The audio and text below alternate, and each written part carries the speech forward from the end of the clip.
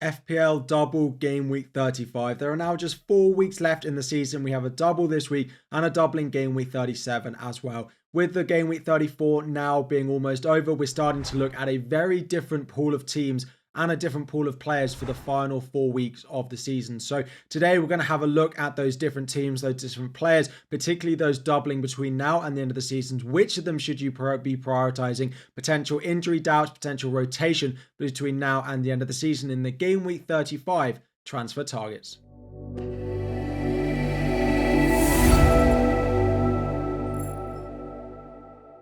What is up, everyone? FPL Harry here, and before we dive in, 1,000 likes is the aim, and subscribe if you are new around here as well. As I said, we're looking mainly at the teams now that have a double between now and the end of the season, and the two main ones being Chelsea and Spurs. Of course, they double twice, both in game week 35 and in game week 37, and that is where we're going to start. Number one, Chelsea, and as a Chelsea fan, it feels weird having just been beaten 5-0 by Arsenal that we might be sat here discussing which are the best Chelsea players to go and buy. Based off that performance, you'd say probably none of them.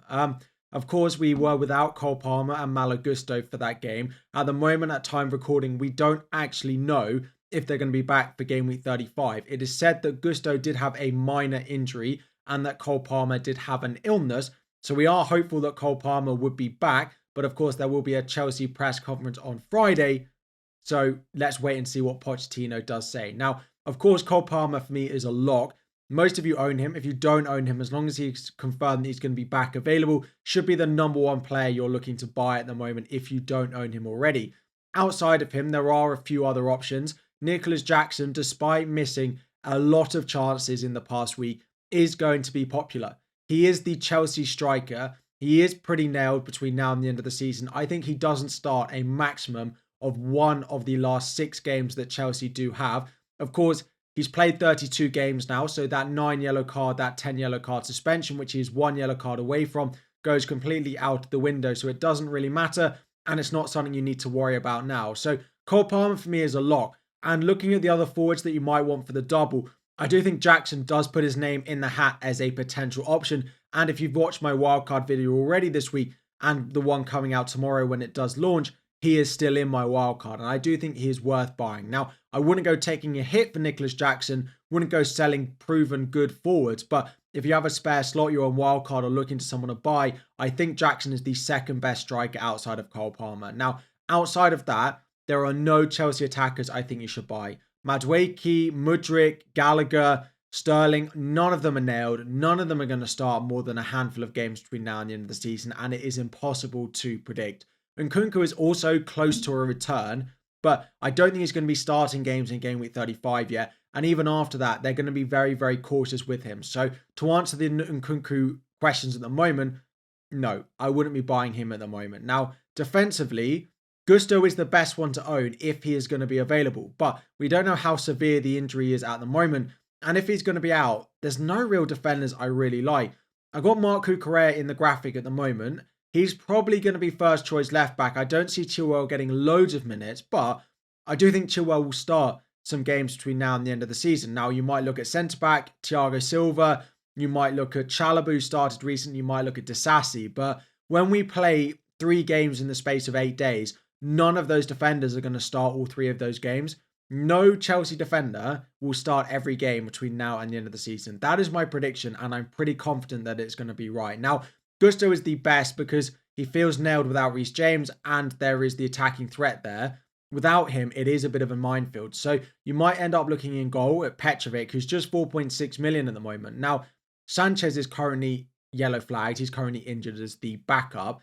There is a chance that we might get Petrovic for the rest of the season, and I do expect him to stay first choice for the rest of the season. But if Sanchez is back available, will he get a game with Chelsea not having much to play for between now and the end of the season? Potentially. Now, as a Chelsea fan, Gusto is my number 1 defender. And if Gusto is out, I think Petrovic is the number 2 pick. And if you're really looking elsewhere, maybe Disasi, maybe Cucurella. But I'm not sure I'd recommend it. I think just going for single game week options or other double game week options who don't double in game week 35 is just the best option at the moment if there is no Gusto this week. Now, next up are Spurs, where things are equally as confusing as they are at Chelsea. I think there are a couple of options who feel slightly more nailed on in our drafts.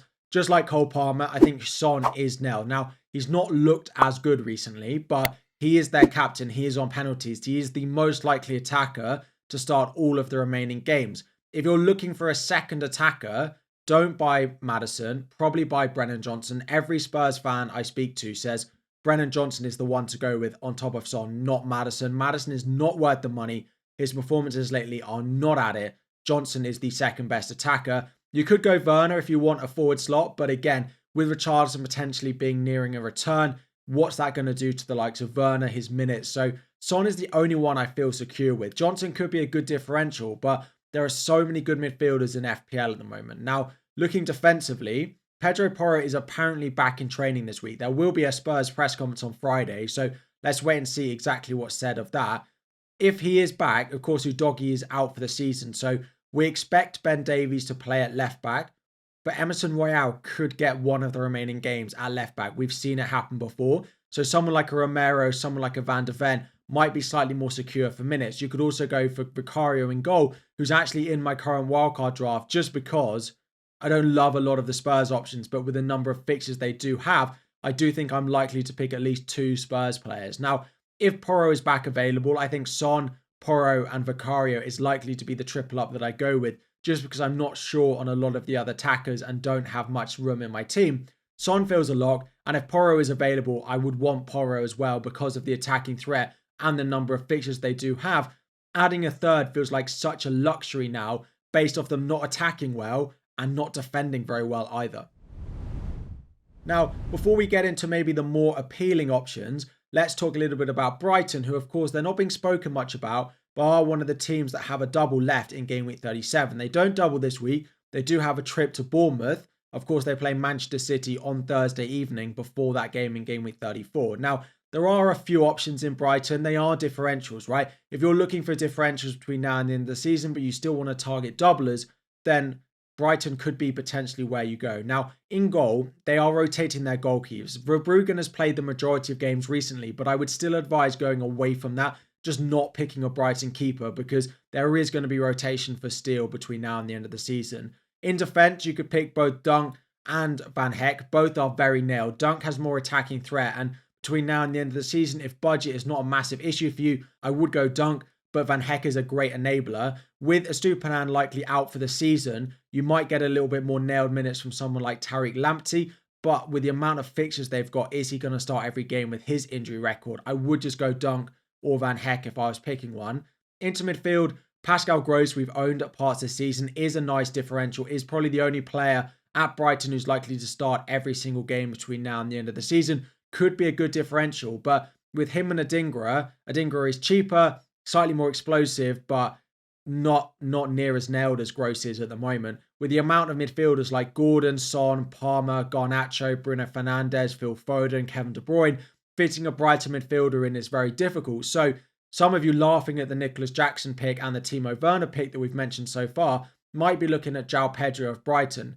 Evan Ferguson is ruled out for the end of the season, so it looks like only João Pedro and Danny Welbeck are their fit forwards for the last 4 weeks, the last 5 matches this season. Now, João Pedro has been great when he starts. Of course, there has been a bit of rotation with him. Now, is he going to start all 5 of the last games? Probably not, but with the injuries they've got, maybe you get 4 out of him. So he is worth a differential pick. He is a nice enabler at 5.2 million, but you've just got to go with that little bit of rotation threat. And the fixtures are mixed, right? The Brighton last 5 games, they're not as good as some of the others. They don't have a double-double, but they could be good differentials for the final few weeks. Now looking at a couple more teams. First of all is Manchester United. Burnley at home, Crystal Palace away, then a double, including 2 home fixtures, then Brighton on the final day. There are definitely options that you can pick. Onana in goal, one of the few keepers in the league that looks nailed to start every game, despite maybe not having a lot to play for in the final weeks. They don't really have a reliable backup. Into defence, Diego Dallo is the one I would go with. Harry Maguire, Wan-Bissaka might get all the games between now and the end of the season, but we might see a return potentially for Luke Shaw in game week 38. We might potentially see Lindelof be given a game at left back. We might see Martinez and Varane before the end of the season. So if you are picking defenders, Dallo is number 1, Onana number 2, and then probably Harry Maguire number 3, because although they might be back, Martinez and Varane just can't stay fit. Moving into midfield, Fernandes and Garnacho are both decent enough picks. Fernandes, if you have the money, is definitely the one to go with. Now, between now and the end of the season, again, there will be rotation in some of these doubles or on the final day of the season. Garnacho might not start them all, whereas Fernandes is on penalties, on some set pieces. He is just going to start them all. So if you have the money, Fernandes is great, but Garnacho can be a decent enabler. And up front, that third forward spot, because for me, Haaland and Isak, who we'll talk about, should be the other two forwards you have. Rasmus Højlund could definitely take it. Not massive consistent form for him recently over the course of the season as well, but we have seen what he is capable of doing when he does find a bit of form. And with the fixtures he's coming up, he could definitely be that player as a big differential. I don't see many teams looking to buy Højlund over the next few games and going into the run-in. Could be a differential at 7 million at Man United. Elsewhere is Newcastle, Sheffield United, Burnley, double, and then Brentford on the final day of the season. A lot of good options potentially, but unfortunately, I do think they potentially all pick themselves. For me, Isak is a nailed on. Callum Wilson is back in training, but I think Isak will start a minimum of 4 of the last 5. He has looked so good, and he is one of the forwards I would go with because there's not loads of forwards, as you've seen, to potentially pick. You could go with single game week options like the likes of Dominic Solanke, like the likes of Ollie Watkins, but with 4 game weeks left, 5 matches left, I am chasing the doubles, and Watkins and Solanke don't have the best of fixtures left. Anthony Gordon is next. You could go for Harvey Barnes as a differential, but I just don't really know why. You're kind of betting against the man in form, betting against the guy who's been in form and so good for the whole season. Then you look in defence. So Fabian Schär and Dan Burn are probably the two that people will look at. Trippier is unlikely to be back very soon. He might be back for game week 37 just. But Fabian Schär is cheaper, he's more reliable, and you know that he's fit. And Dan Burn is the cheap one if you can't afford Fabian Schär. Now, we're also not expecting Nick Pope to be back very close to now. He might just make the end of the season, but they might give Dubravka the end of the season and then see what they can get Nick Pope ready for next season. So, to be honest, I think I wouldn't take the gamble on Dubravka, but if you are needing a cheap keeper, it doesn't sound like Nick Pope is going to be back anytime soon. So, Isak, Gordon, and Schär is the obvious one, but Burn and Dubravka could be cheaper alternatives if you need the budget. And finally, we look at Manchester City, and again, there are a whole host of options. Now, if they win the league before game week 38, there will be crazy rotation, but I am expecting either Arsenal or Liverpool to win all their games until game week 38, which means Manchester City will likely still have to play between now and the end of the season every single game at full strength. They also don't have Europe, which was likely to cause a little bit of rotation between now and then. Now, at the moment, Erling Haaland is flagged. Now, Phil Foden was potentially ill, but he is expected to be back for the Brighton game and then game week 35. Haaland, we don't know at the moment. He's been ruled out by Pep for the Brighton game on Thursday evening, but we are hearing that it's not a major injury, unlike last time. Should be back for game week 36, game week 37. Very small chance he makes it for game week 35. Of course, wait for the press conference for a little bit of an update, but we can't hold out hope that Pep gives us anything in that one. So looking in defence, first of all, Ederson is the most nailed. If they need wins for the Premier League in every game, Ederson will start. Now, as soon as that potentially gets to the point where if they win the title early, Ortega might come in, but Ederson is the most nailed. In defence, Kyle Walker and Gvardiol are probably the two people are looking at, but with Nathan Ake back, does really concern me about Gvardiol's minutes and starting both in the double. Kyle Walker with his pace, being club captain, is more nailed in my eyes than Gvardiol. Those are the two I'd look at. If I'd had to pick one, Gvardiol is probably better for slightly more attacking threat, as we've seen recently, but Walker is slightly more nailed and is probably the one that I would go with.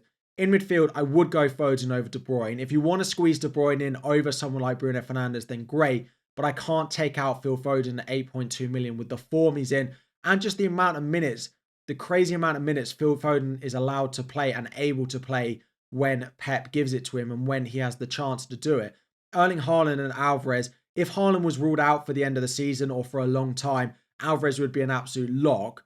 But I think my wild card, and I think I'd urge a lot of you just to keep hold of Haaland until he's back and potentially play some of the players around him, because it doesn't sound like he's going to be out for very long and should definitely be back for the double in game week 37. So those are the doublers. Now, some of you might be looking at some single game week players. You could look at the likes of Watkins, Arsenal defence in particular.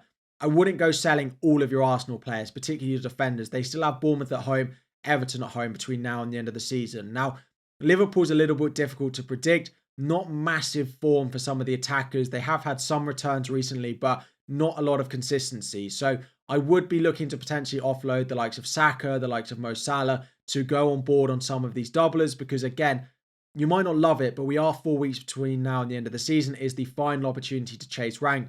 But those Arsenal defenders, I will be keeping one of them at least on my wildcard. There will be an updated Game Week 35 wildcard draft from me. My wildcard, of course, is active. That will be updated for you on Friday morning. So make sure you subscribe to get a reminder when that does go live. 1,000 likes is the aim. Subscribe if you are new around here. Drop any questions you have about the doublers, what's happening in Game Week 34, going into Game Week 35 in a couple of days' time. Drop all of that in the comment section down below, and I'll be back again very soon.